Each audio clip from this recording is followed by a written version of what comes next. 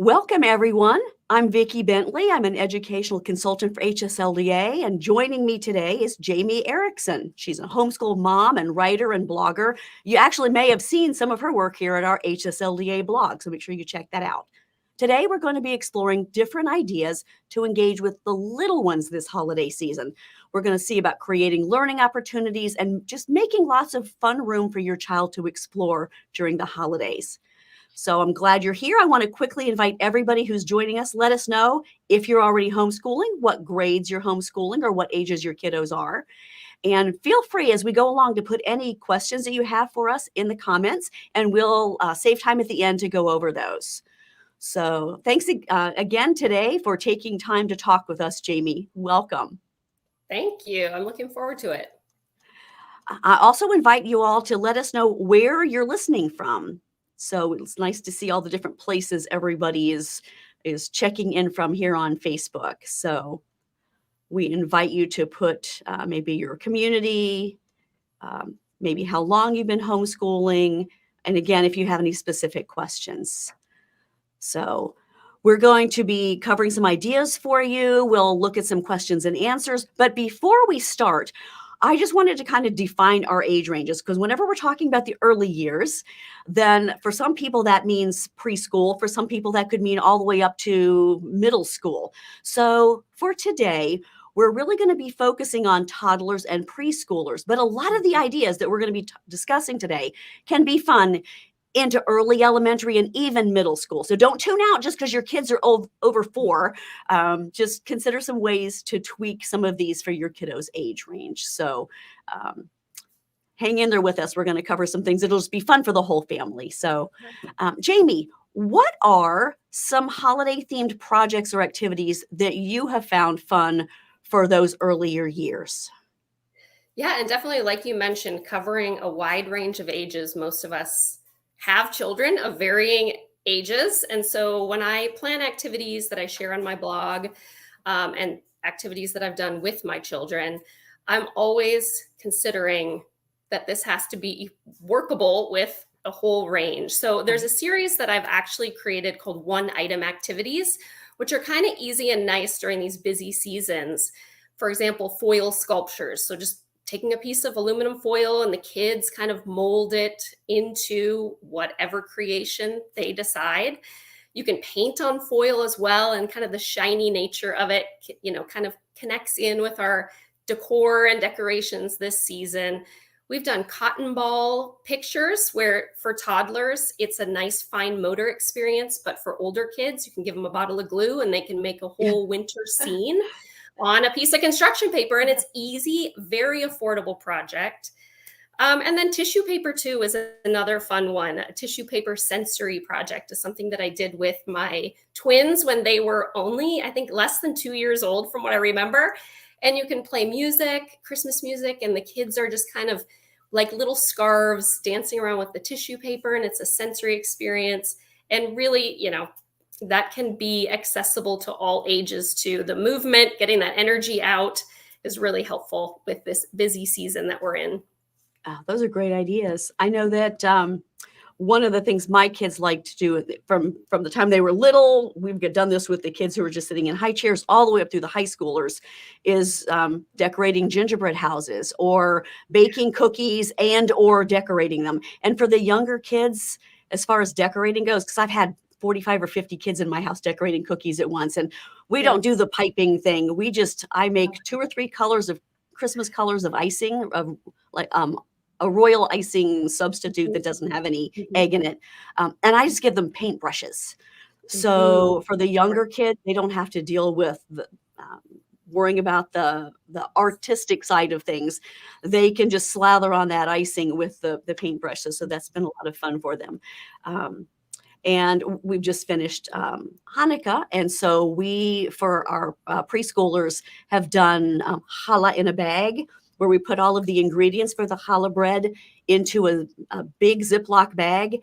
So it doesn't make quite as much mess, but they have fun squishing, squeezing, and mixing and rolling and smushing it around on the counter. And then they can make their bread. So that's been a lot of fun for them as well. So awesome. So what are some of do you have any favorite recipes that you like when you are working with your little ones that you find to be more user-friendly for younger kids?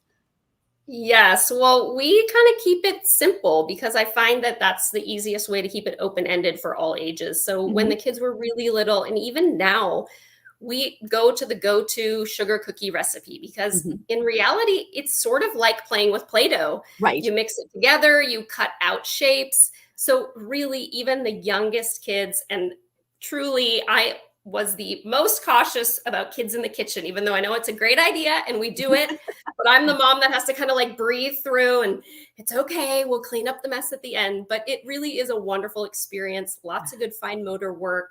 And it just brings everybody together for those experiences and memories from year to year. Those are fun, and those are the traditions they're gonna remember later on as well, Yes. and it's all about the experience and the Yeah, procedure, not about the finished product. right. So, Right. sometimes I like to say our kids like a little bit of cookie with their sprinkles. So, Yes. and actually, we're gonna be putting in the comments, we've got a link to, a very easy, no-chill recipe. You don't have to chill the dough, some Mhm. really easy icings, and we're also gonna be putting the link to Jamie's website where you'll find a lot of the ideas that she's going to be talking about here today as well. So, and again, including our kids in what we are already doing, Yes. apprenticing them in what it looks like to be joyful in the holiday Mhm. season. We have certain cookies that we only make at the holidays. One of those is pizzelles, and my kids call those. The little kids used to say, can we go to grandma's so she can make the cookies that we throw on the floor? And my daughter had no idea what she was talking about until we realized that when we make pizzelles, they cook in 30 seconds, but then they have to cool. And so I would line the floor with tea towels and we would take them off and drop them onto the tea towels so that they could Mhm. cool and we could anyway. So the cookies that grandma throws on the floor. That sounds Yes. really appetizing. Um, but a lot of our parents who are listening now may be concerned that, especially if their kids are preschool age, early elementary, but if we're taking some time for the holiday, what's that doing to our homeschooling, to our Yeah. academics? So, Right. how can we be intentional, Jamie, in some of the learning areas with a lot of these holiday themed activities? Maybe sensory things, you mentioned a few there, maybe Yes. arts, maybe STEM based or language Mhm. based. What are some of the things that for parents who are worried that this doesn't count as school, then Sure. how can we remedy that? Yeah, well, obviously, there's so many lessons just in life activities. Cooking is science. So, making a Play Doh recipe that has some apple pie spice in it becomes a sensory experience. But getting your child in there, seeing the measuring or actually helping you measure and combine is a complete science experiment, really, and science experience all wrapped into one. And then you connect in the sensory elements of the holidays. We like to do a lot of combining art type projects and gift giving. So things like, these simple little cardboard circles at the craft store, they are come in bulk. You can have little kids color them, bigger kids can add, glued on little doodads and glitter glue and things of that nature that allows them to create with the intention of gifting this to family or teachers and extracurricular activities, things like that. We do, even any little craft project, ornament painting, you're still exploring those, learning activities, especially considering these are 2, 3, 4 year olds that we're really focusing on. So those simple open ended times of just sitting and chatting with our child while they're, painting a simple ornament or salt dough. Again, another one where you can make it together, bake it, and paint it after to hang on the tree or give as gifts.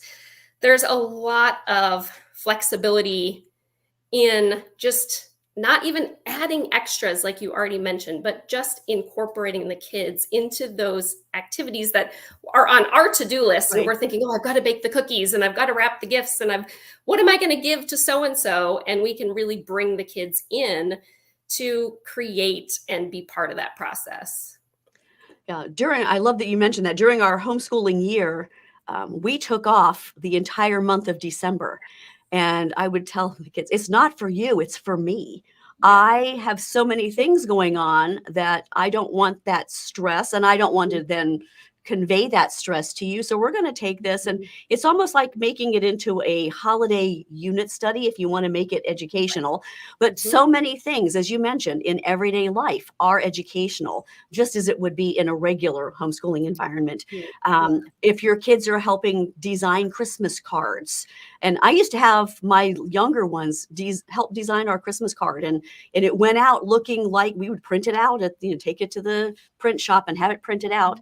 And I mean, it looked like a kid did it, but that was the fun of it, was that the kids did these cards, and we would have them printed up, and that was art. If they help you with what should we tell everybody in our Christmas letter this year, or what notes should we put in here, or help me look at the addresses. Now you're talking about language arts. If your kids are involved in any kind of holiday play, maybe you're doing something at church, you've got drama and language arts and music. Maybe they're dancing and they're going Christmas caroling. You've got music, maybe some PE built in there.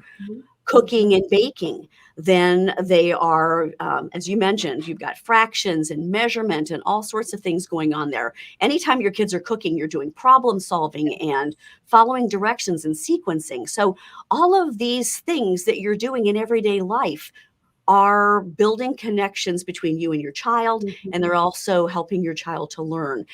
And I love the cooking angle of it. When we make fudge every year at Christmas, we just made 40 pounds of fudge this weekend.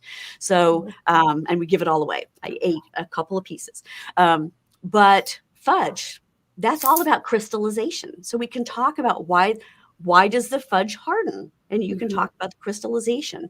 If you make cinnamon rolls for Christmas morning, yeast is a big study in science as well.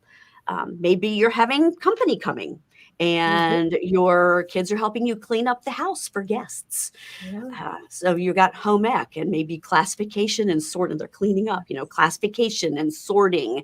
And those are math and language arts and science skills. If your kids are helping to gift wrap, they're using geometry. They don't know it, but they're using geometry and probably a little bit of problem solving too. We used to also do Christmas around the world, and we would have some other families come in, and all the different ages could participate in this. And so Christmas around the world gave us a little bit of an insight into geography studies. Of course, most of us are probably reading The Christmas Story, which is history.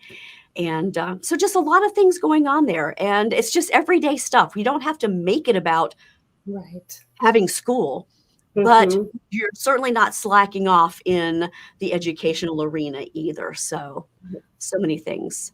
Yes, the holiday really incorporates all learning domains, subject matter, like you said, even just reading about the holiday, the history of it, and key people throughout time that have been those historical figures that we've recalled year after year. It's really educational and actually very entertaining too.